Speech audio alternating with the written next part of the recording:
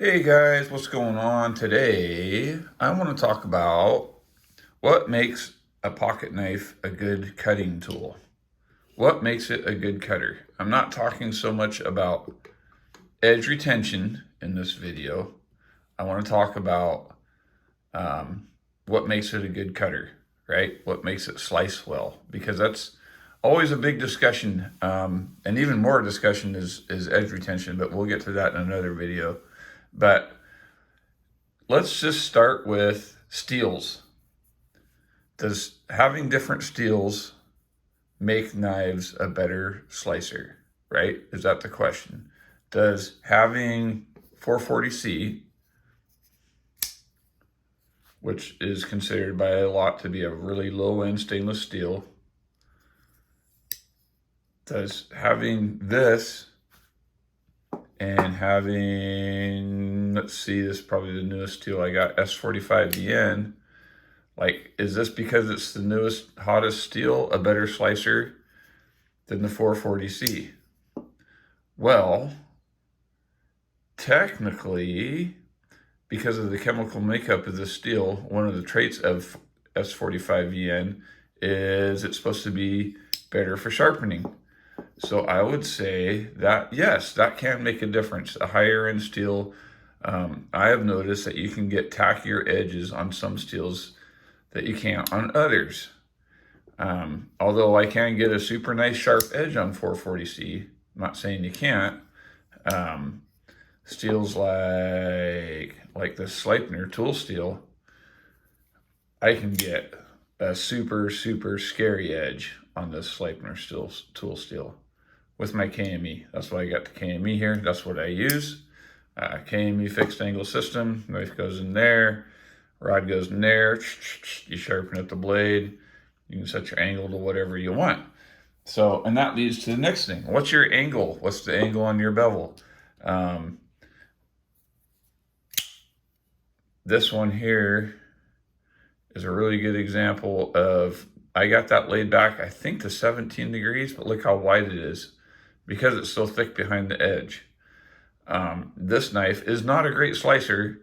Although it stays very sharp, it is not a great slicing tool because behind the edge, it's so thick.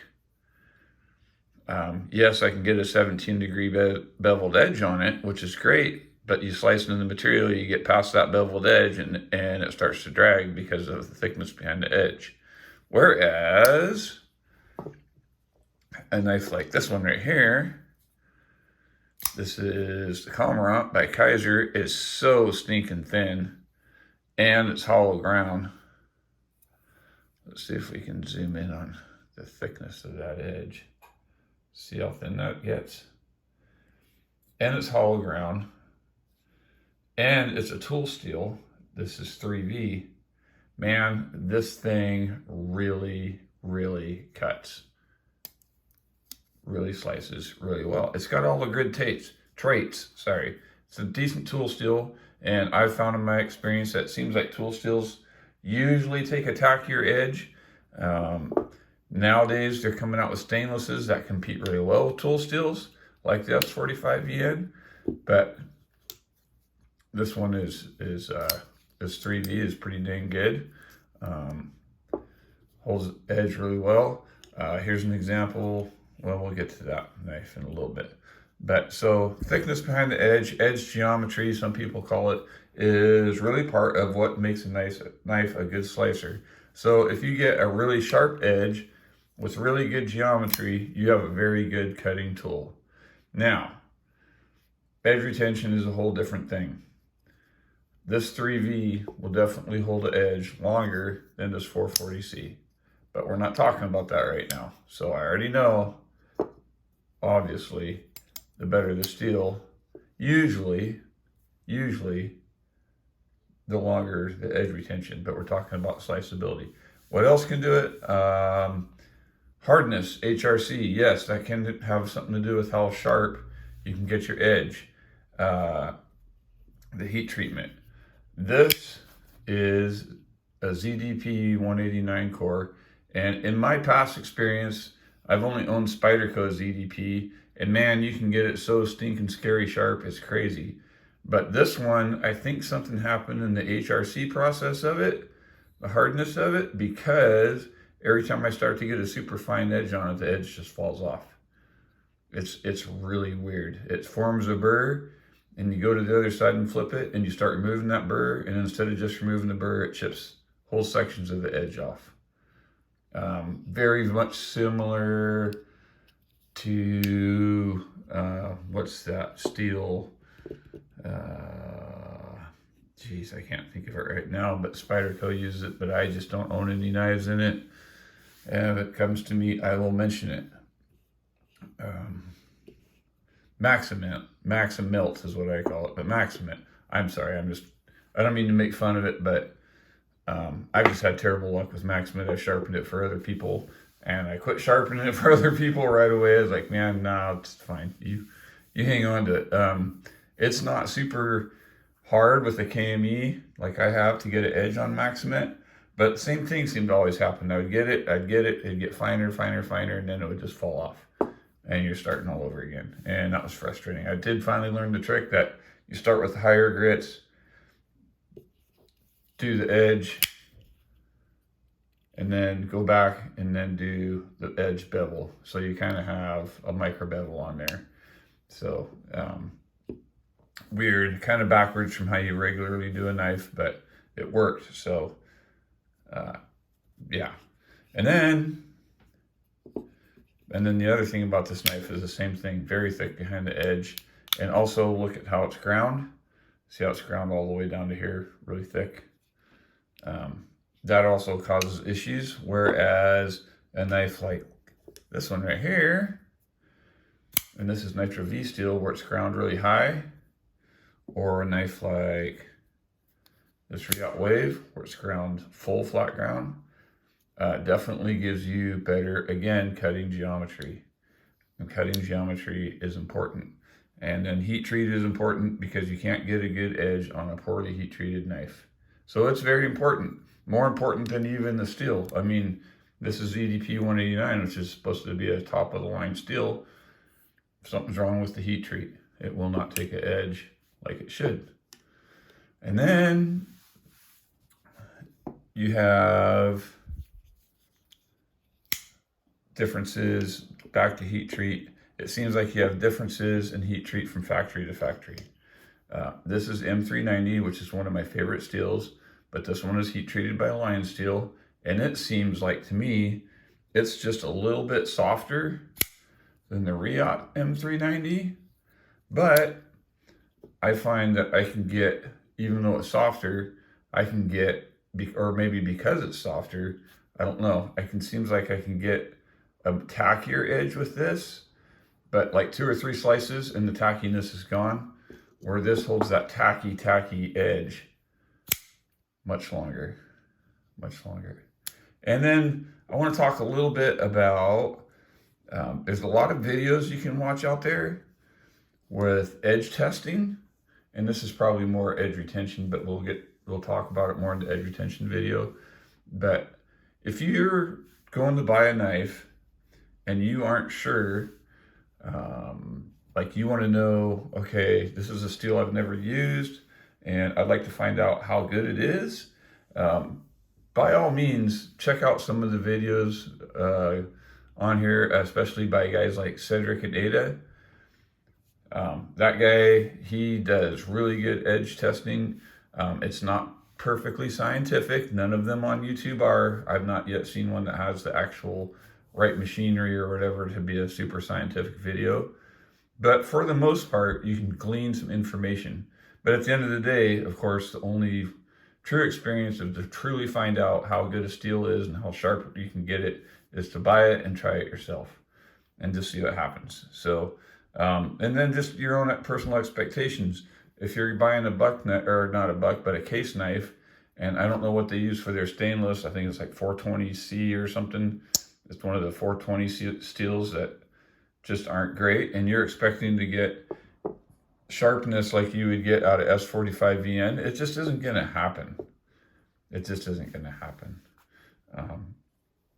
I just sharpened this knife today, and this is that ARR RPM 9 whatever, it's 9CR18 MOV in powder form.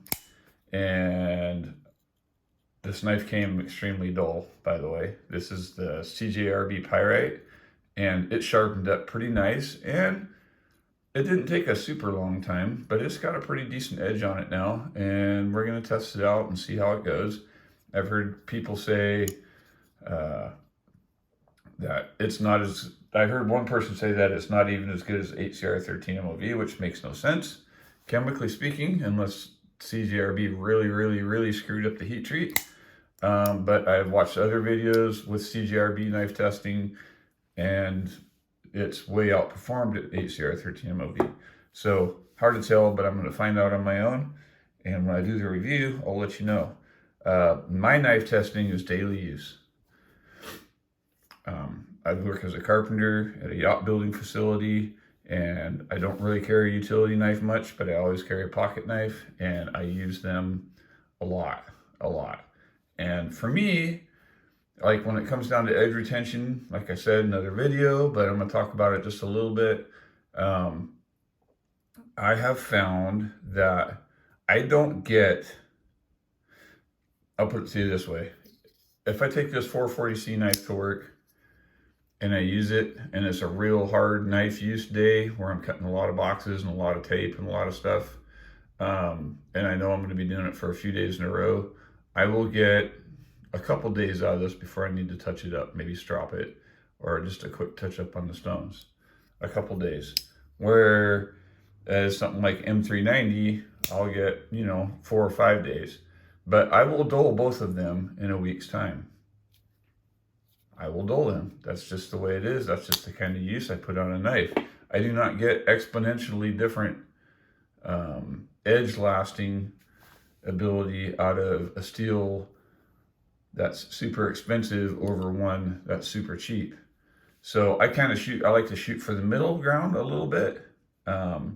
These are just an example of some of my best steels, but for instance, Nitro V, I kind of like, sharpens up fairly easy, lasts pretty long time.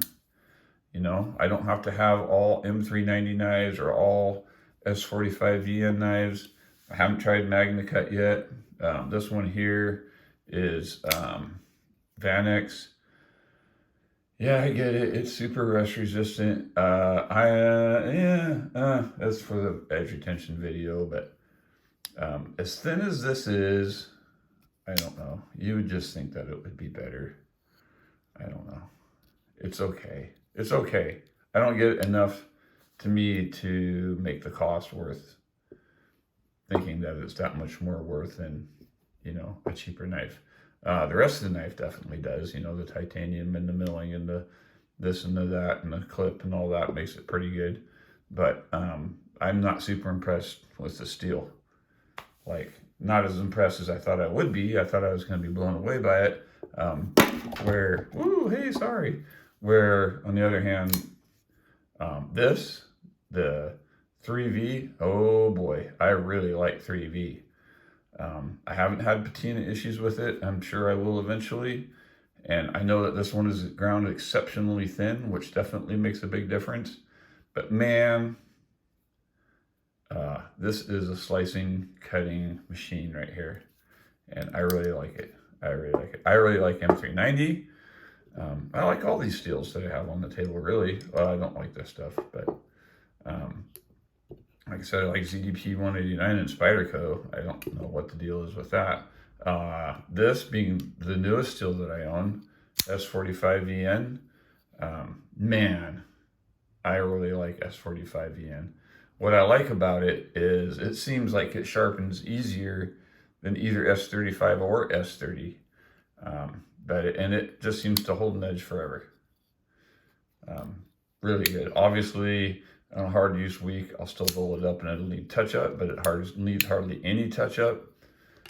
A good stropping, and it takes right back to a nice razor sharp edge. So I like that a lot. So if you're gonna go and you're gonna watch the videos of people doing edge retention and things like that, take it with a grain of salt. Think about what they're doing. Think about what they're sharpening with and how sharp they're getting it and what angle they're sharpening at. All that has to do with sharpness and sliceability. Uh, think about how thick your blades are. That thing is way too thick for how tall it is. Like, look, you only get from there to there to try to get a decent bevel on that knife. So, and that's not really enough. And it's 440C on top of it. I like this knife. I like it a lot for other reasons, and it's really inexpensive. And I kind of like that package where the blade totally disappears. But man, they kind of, I don't know, they tried to like please everybody with this knife. And they could have went with a thinner blade and made this knife really, really incredible. But it's way thick. Like, it's just as thick as this thing.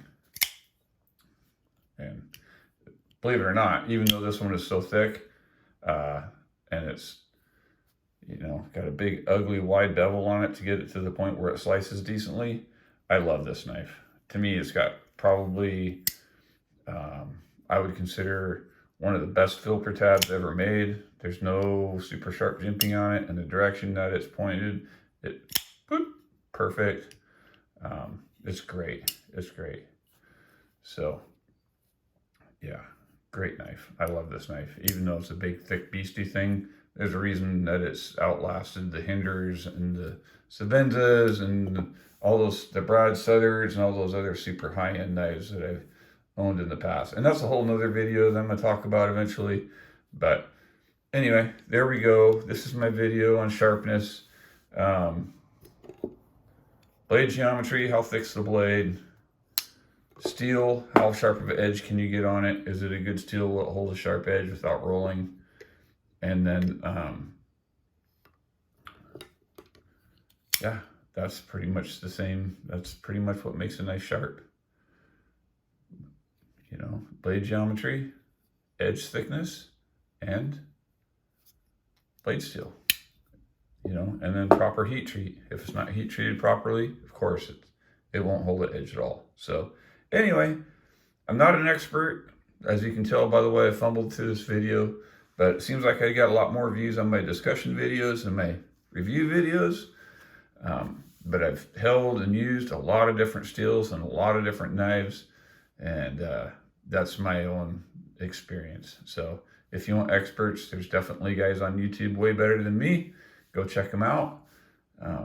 Like I said, it's not a bad thing to go and look at edge retention videos and things like that, but take it with a grain of salt. Nobody is a perfect expert on here, and none of those are perfect scientific exact videos, but they can give you enough overview that I think for the most part you can find out what you need to know on a steel before you buy it. But at the end of the day, what's going to tell you what's good is what you buy and what you use. So anyway, get your family together, get outside, turn off the TV, enjoy the outdoors. Toad Sticker out.